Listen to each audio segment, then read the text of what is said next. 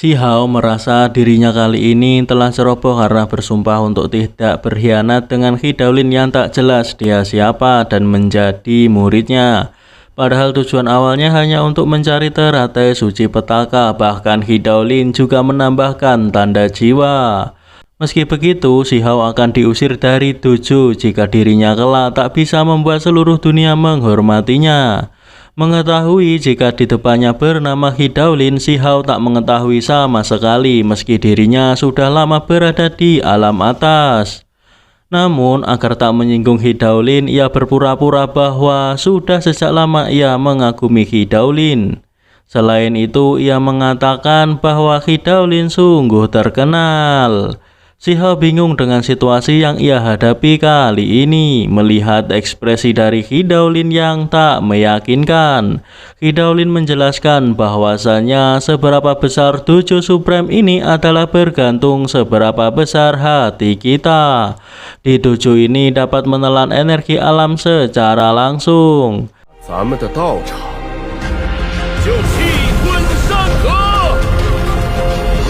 Ketika diajak berkeliling oleh Hidaolin mengelilingi dojo untuk menunjukkan seberapa luasnya dojo itu, si Hao merasa ada yang salah karena telah terbang begitu lama namun tidak turun-turun.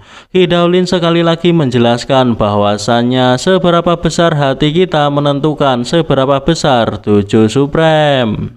Mengira jika si Hao tak mengerti maksudnya, Hidaolin membenarkan jika sebenarnya seluruh dojo hanyalah satu gerbang yang berada di tempat itu, sedangkan 3000 negara bagian adalah halaman belakangnya. Namun tidaklah memungkinkan jika si Hao pergi ke wilayah orang lain untuk berlatih. Karena merasa tertipu oleh Hidaolin, si Hao memutuskan untuk pergi dari Dojo Supreme. Melihat si Hao yang akan pergi, ia menjelaskan bahwasannya dojonya adalah pemimpin alam atas dan melampaui semua faksi. Ditambah dojo itu hanya menerima satu murid setiap generasinya. Hidaolin melarang si Hao untuk pergi ke Akademi Tianxian menjadi murid biasa karena dirinya adalah penerus Dojo Supreme. Mendengar hal itu, si Hao semakin yakin untuk meninggalkan Dojo Supreme, menganggap jika Hidaolin sama saja dengan kuil immortal. Mendengar kuil immortal membuat raut wajah Hidaolin menjadi serius. Si Hao yakin pasti ada sesuatu di balik itu. Dojo Supreme dan kuil immortal saling bertolakan. Setiap kali murid dojo bertemu dengan anggota kuil immortal, mereka akan langsung dibunuh. Hidaolin yang mendengar pernyataan si Hao bahwa si Hao bermusuhan dengan kuil immortal, dirinya merasa jika si Hao dan dirinya benar-benar cocok satu sama lain. Dirinya akan mengajarkan semua hal yang telah ia pelajari sepanjang hidupnya. Karena si Hao belum yakin dengan orang ini, dirinya meminta agar Hidaolin menjawab pertanyaan tentang jalan kultivasinya. Yang pertama mengenai reinkarnasi.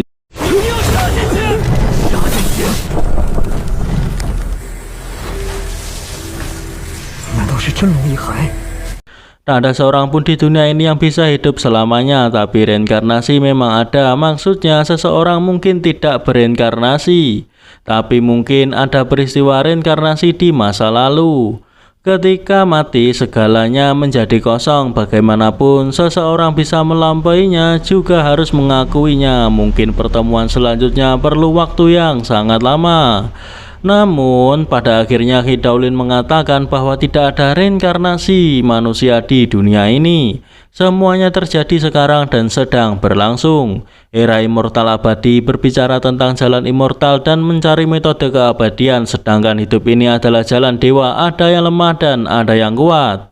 Segala sesuatu mengarah pada tujuan yang sama tanpa memandang tinggi atau rendahnya, tidak peduli metode kultivasi yang kau praktikan, semuanya untuk meningkatkan kultivasi. Karena di masa depan pasti terjadi kekacauan besar di tempat yang sangat jauh. Dua orang sedang membicarakan Hidaolin di aula Akademi Tianxian. Seorang tetua menduga jika Hidaolin merebut murid Akademi Tianxian begitu lolos ujian surgawi. Dekan tua dari Akademi Tianxian masih berprasangka baik jika belum tentu Hidaolin yang melakukannya. Daripada terus menduga-duga, mereka memutuskan untuk bertanya langsung kepada Hidaolin. Setelah mereka sampai di tempat itu, tak menyangka Hidaulin tak ada. Ia mengira jika Hidaulin menyadari jika mereka akan datang dan pergi lebih awal. Namun kenyataannya sebenarnya tidaklah seperti itu. Hidaulin tidaklah menyadari kedatangan mereka, melainkan bertepatan dengan mereka akan menuju Dojo Supreme. Hidaulin pergi untuk melatih Si Hao dengan metode latihannya. Dekan Lama pun mengatakan untuk membiarkan mereka karena Akademi Tianxian masihlah mempunyai Feng Wu dan juga Hing Yi. Tepatnya di gurun pasir dataran Heavenly Immortal, Hidaulin membawa Si Hao untuk berlatih. Ketika Si Hao ditawari berbagai metode pelatihan dari Hidaulin, ia tak memperdulikannya. Ia malah bertanya kapan dirinya pergi ke kolam peri dan melihat teratai suci petaka. Hidaulin mengira jika Si Hao hanya tahu menikmati wanita dan tak mau berlatih dengan baik. Jika seperti itu, bagaimana Si Hao bisa bepergian bersamanya di masa depan? Karena Si Hao memilih untuk mempelajari Dao, Hidaulin meminta Si Hao untuk mempelajari 89 keterampilan surgawi. Seseorang mengatakan jika dirinya melihat sebuah gunung yang berjalan di gurun pasir. Ia mengira jika itu adalah dewa gunung dan pastilah akan ada banyak harta di tempat itu. Namun nyatanya hal itu dilakukan oleh Si Hao atas arahan dari Hidaulin untuk mempelajari 89 keterampilan surgawi. Meski terlihat seperti latihan berat, namun sebenarnya bisa sangat menyatukan tubuh fisik dan jiwa. Ketika sampai pada titik di mana tidak bisa membedakan satu sama lain, maka telah mencapai tahap awal dari 89 keterampilan surgawi. Namun Si Hao menganggap jika itu hanyalah latihan untuk memindahkan gunung saja. Bahkan ia tak ada waktu untuk istirahat sama sekali.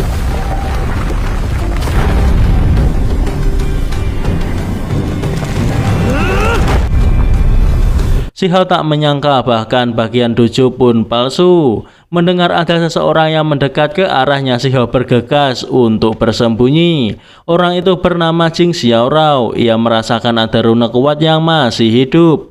Menduga jika dojo itu dulunya sangatlah megah. Namun Lu Ming mengira jika Xiaorao sungguh bodoh dan naif yang tak mengetahui jika tempat itu dulunya memiliki reputasi yang sangat buruk. Seorang bernama Liu membenarkan hal tersebut. Ia berpikir jika penguasa dojo seperti tikus pengemis, menindas semua orang di dunia dan meneror orang-orang kecuali Akademi Tianxian. Penguasa dojo telah bergabung lebih dari belasan aliran Dao kuno. Hasilnya ia mencuri harta milik gurunya. Bahkan gerbang yang di depannya itu dicuri dari Akademi Manifestasi, juga mencuri menara pengawal milik klan Celestial. Selain itu mencuri burung paruh ponik dan berencana memotong bulu Tuan Sacrificial Spirit untuk membuat kipas. Mendengar hal itu, Si Hao merasa bahwa kenakalannya sama dengan ketika dirinya masih kecil.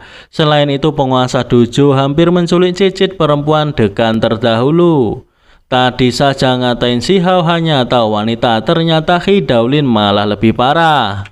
Orang jahat punya takdir sendiri, jangan lihat arogansinya. Saat baru penobatan warisan aliran Dao musuh kuat datang menyerang, pada akhirnya seluruh dojo hancur dan hanya Hidaulin yang tersisa. Kabarnya orang kuno di kuil Immortal yang terbangun dari zaman kuno mengundang beberapa tokoh tertinggi lainnya untuk bergabung dalam pengepungan.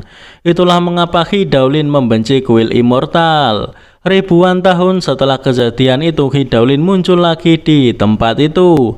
Bahkan menipu dua orang bodoh untuk menjadi muridnya. Hasilnya beberapa hari kemudian mereka dibubarkan oleh murid berbagai faksi. Jadi gerbang gunung itu telah melemah sejak lama. Mungkin hanya orang bodoh yang bersedia bergabung. Lalu orang sebodoh apa bahkan tertipu oleh gerbang gunung rusak seperti itu?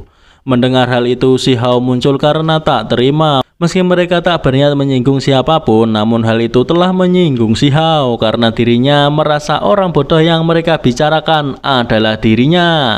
Si Hao memberitahu bahwa mereka akan segera tahu sebenarnya siapa yang bodoh. Lu Ming pun terpancing dan ia menyerang Si Hao, namun dengan mudah Si Hao dapat menghindarinya. 我就是你们说的傻。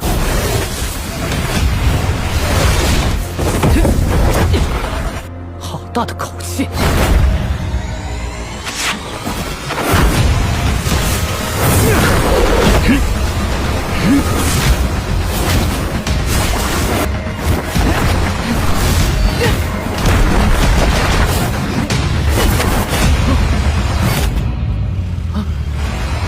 Melihat seseorang yang menggunakan ranting Wilau untuk menyerang, Si Hao menduga jika itu adalah bagian dari esensi Dewa Wilau. Luming mengeluarkan rusa untuk menghadapi Si Hao, namun dengan mudah dikalahkan oleh Si Hao. Bahkan Si Hao mematahkan tanduk Luming sebagai kompensasi atas usaha kerasnya hari ini.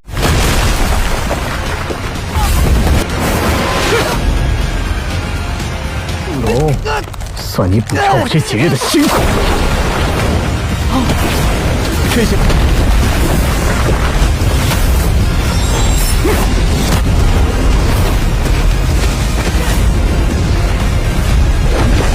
Melihat orang di depannya berasal dari klan yang sama dengan Dewa Wilau, Si Hao melepaskannya dan menyuruh kembali memberitahu orang lain penerus Dojo Supreme telah muncul. Siapapun yang ingin mencari masalah, dirinya akan menunggu mereka di tempat tersebut. Hidaulin yang melihat kejadian itu memuji Si Hao. Si Hao menanyakan berapa banyak hal yang telah Hidaulin sembunyikan darinya. Memasuki Dojo Supreme dan menjadi pengemis jalanan, bahkan semua orang menghina Hidaulin. Hidaulin berdalih jika ia tak menyembunyikan apapun. Ia merasa Si Hao setelah menguasai 89 keterampilan surgawi maka dapat bergerak bebas di alam semesta. Dan tidak ada yang akan berani melawan Si Hao. Meminta Si Hao untuk tidak memasukkannya ke dalam hati. Guru bagaikan seorang ayah, keduanya sama.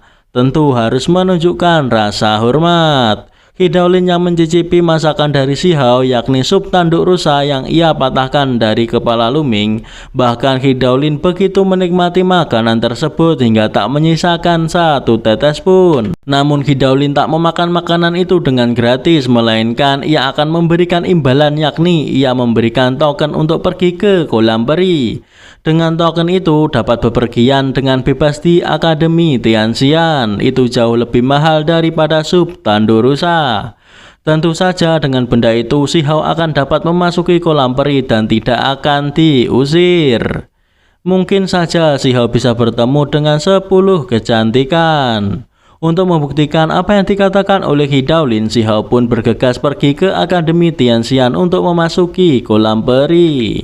Nampaknya apa yang dikatakan oleh Hidaulin benar adanya, ia bisa lewat dari penjagaan dengan mudah.